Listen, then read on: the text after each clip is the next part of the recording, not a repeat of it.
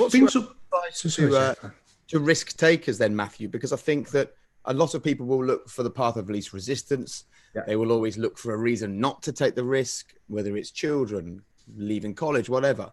What's your advice to those people? Yeah. Like to take a risk or not. I can say this, you know, if I on every project, film I do, I go through a process of this. One, I'm looking for a character or a story that I'm like, whoa, huh, I don't know what I'm gonna do with this, but geez, I can't wait, right? Now that's a good fear of I'm gonna dive in, I'm trusting I'll come up the other side with an identity for a character, and I will have, as an architect, constructed hopefully a character that I can feel was true and I can be honored with portraying. But there's other times I'm scared because I'm going like, I'm not sure about this director, man. I'm not sure if actually the financiers really want to make the movie I want to make. I think they may have been just telling me they wanted to make the movie that I see in the script because they just want me to say yeah to the job. And now that's a fear that I want to go. It'd still be a risk to take it, but maybe the pedigree around me is not right. So that's a fear that tells me, that's a good reason to back off of it. So what I'll do is say, I'll get a script, a character, I really want to do it. And I'll start out my yeses and my nos, right? And then I'll go to my wife, go, doing it. Starts in January, doing it. Get ready, so we're gonna be over in Mauritius for 4 months. And we're going, and there we go, and I gotta do it.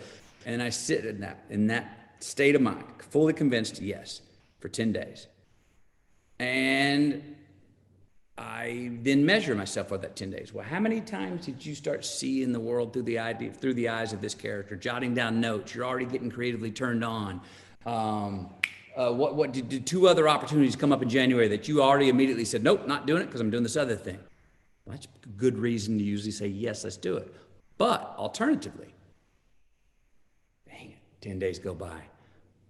Man, I woke up in the middle of the night 3 times going, oh, I'm not sure about so-and-so in this movie. I'm not sure about that. Well, that's something to listen to as well. Maybe that's a reason not to.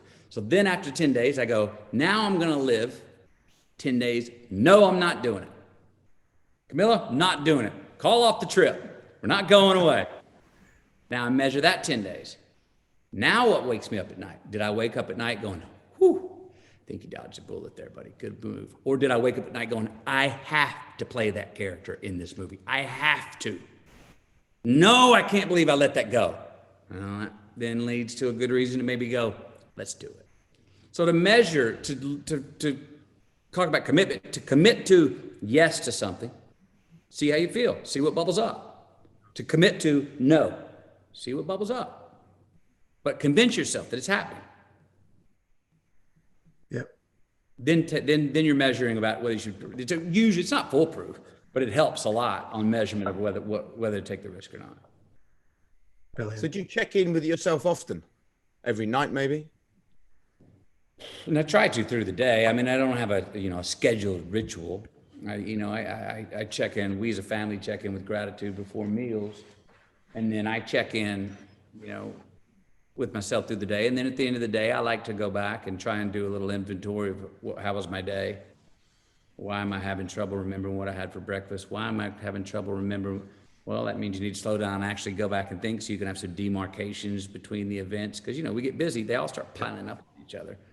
And I'm good in autopilot. I'm really good when I'm running, I'm like, line them up.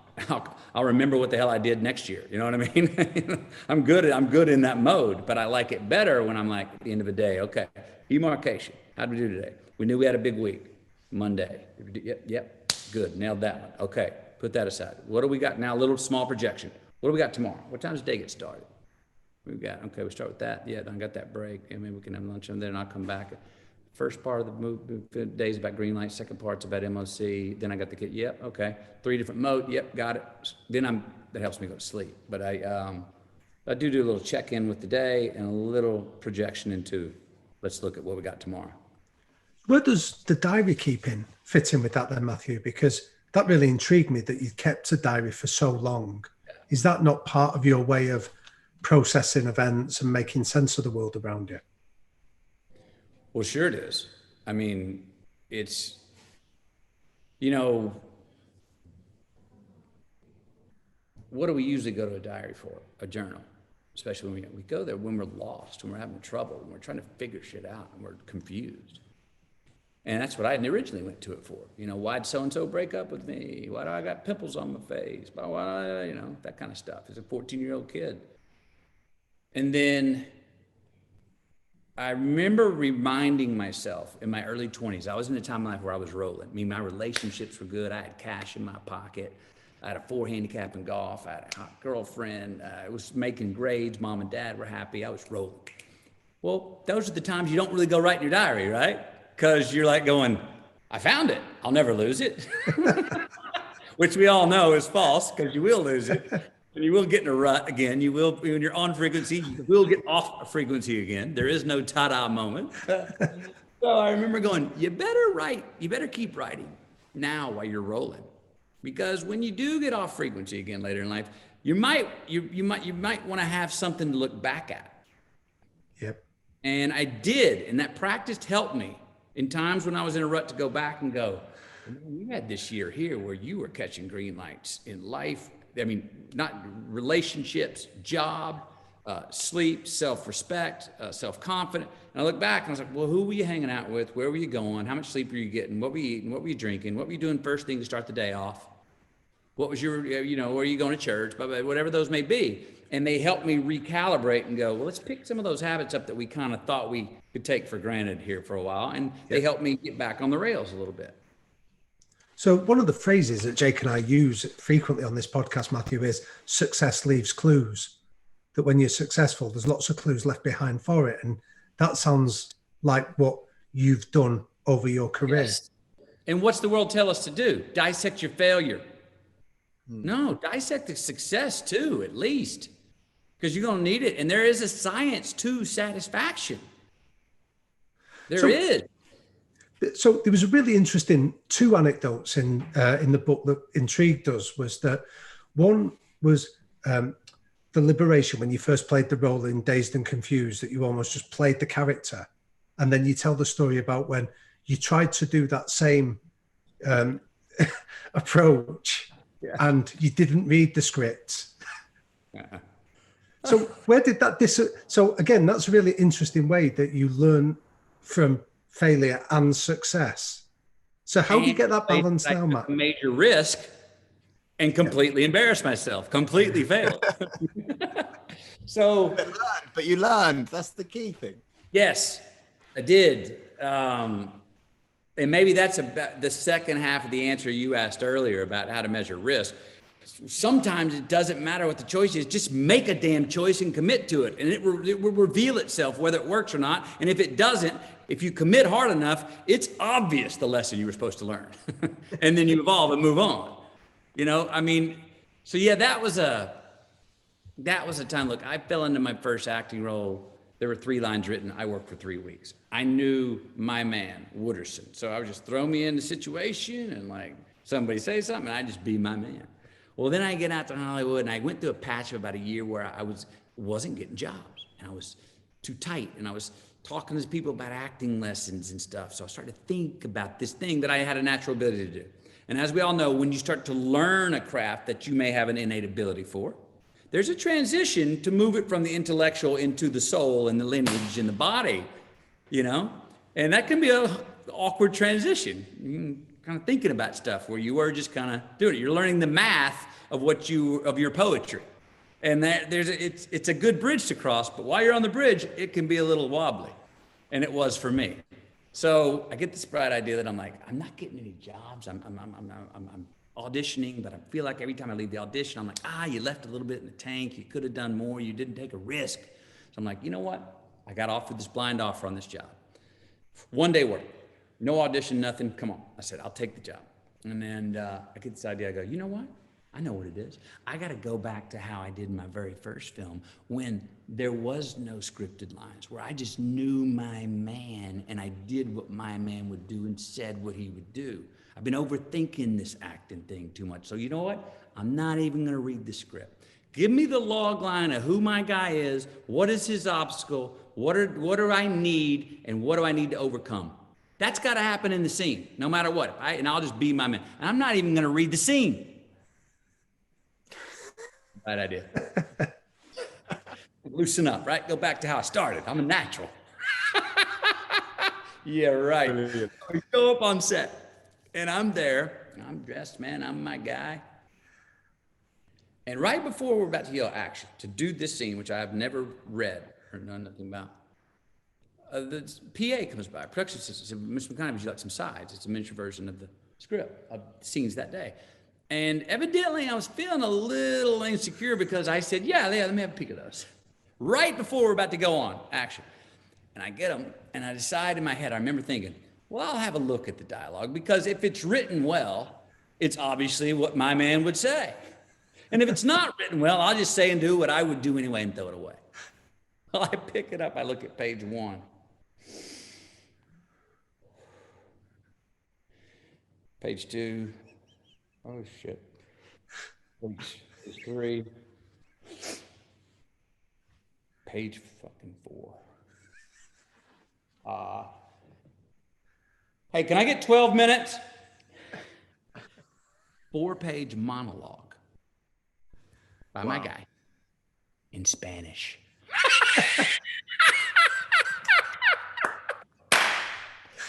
Oh, man. And I remember saying, can I get 12 minutes? Because I thought in my head that was enough time to not be too inconsiderate to the crew, but also enough time to learn a 4-page monologue in Spanish. Because, hey, I took Spanish for 1 semester in the 11th grade. I love it. Oh, embarrassed. Sweat started, and I was so embarrassed that from then on I said, no. You prepare to the hilt so you can have the freedom. Don't get over that bridge of learning. Like, learn it so much where you're over it, where you don't have to think about it. So the next thing I come up for a time to kill, I'm offered a small role. Well, I not only read the script, I read the book back to cover, and I'm confident enough to go in there and tell the director, no, I don't think I need this role. I think I need the lead. Yeah. And I'll tell you why. Just be so prepared that I was ready. And so then things like that, some of them paid off. Well, that's an important point, isn't it? That it's almost doing the work liberates you. So again, when you tell about that when you went for the lead of In a Time to Kill, you read it mechanically, and then the director said to you, now read it as you would do. Yes. And liberated you. Is that true? Exactly.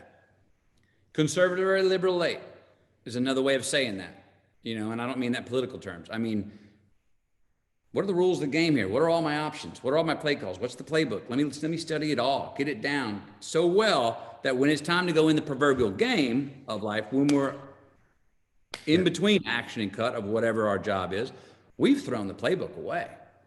Come on, let's play. Because I'm not thinking about it. Because I prepared enough for it. It's not up here anymore. It's in here and down here in my loins and legs. Let's go. Brilliant. And it's so good to hear this, Matthew, because it reminds us of another theme we talk about often on this podcast, which is have an idea of where you want to go, but be flexible about how you get there. And you talk about that in your book as well, unexpected red lights. And you've just given us some great stories relating to some red lights, but they send you down a path you weren't expecting, and green lights come your way. And that's exactly what's happened here. The negatives creating the positives. Look, you got to have the dark to appreciate the light. You got to, the yin and the yang, we don't like the yellow and reds lights in our life, but damn, if most of the time they aren't something we need. So then goes back to your earlier question. Do we recognize what the lesson we got from them? Because all red lights and yellow lights do suck if we don't actually realize what we were supposed to learn. And if we don't realize what we're supposed to learn in the crises or hardships of life, or things we don't get that we wanted, what do?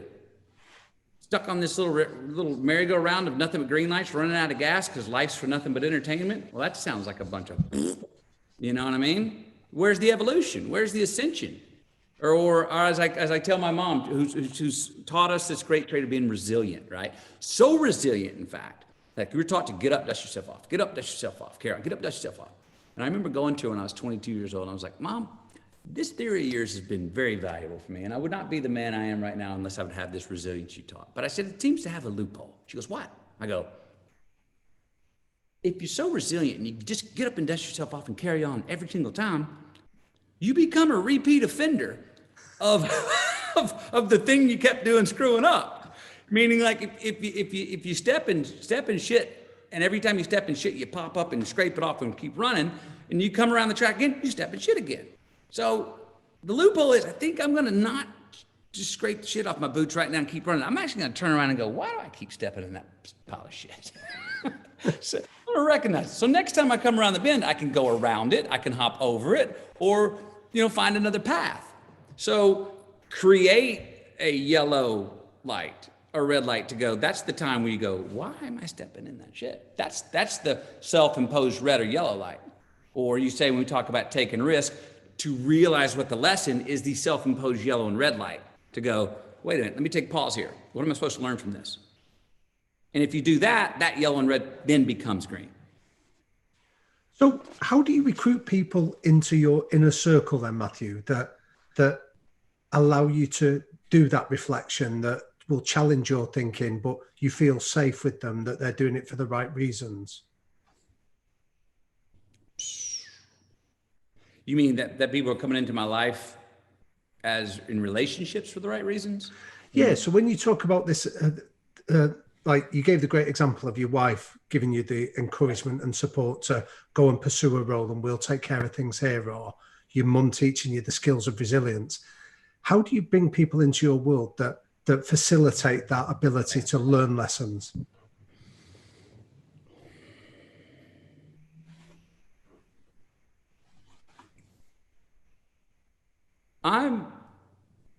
I wade into relationships slowly. I come in with full trust until you give me reason to not trust you fully, which I've been told that most people don't do that, and I didn't know that. But I measure people, not all, it starts off by what they say. That's usually the obvious, what they say and do. Then you get to know someone, I start to try to read, what is it they didn't say and didn't do? What was in the quiet times? What was in between the pauses? Because we're all, actors to some extent in our own life. We portray different things to get what we want. And, I got no problem with that. And hell, I do it too. I don't mind playing the part, but I don't want to do it. I'm not going to do it to the expense. And I don't want somebody else doing it. Look, here it is. I've always said this: give me the asshole over the dork. Be like, what do you mean? I go, well, at least you know where the asshole stands. All right, the dork's trying to be everything to everybody, which means he's about nothing. So just the asshole, at least you can go, I don't like that guy, but man, at least I know where he stands. You know what I mean? I can try, give me that guy.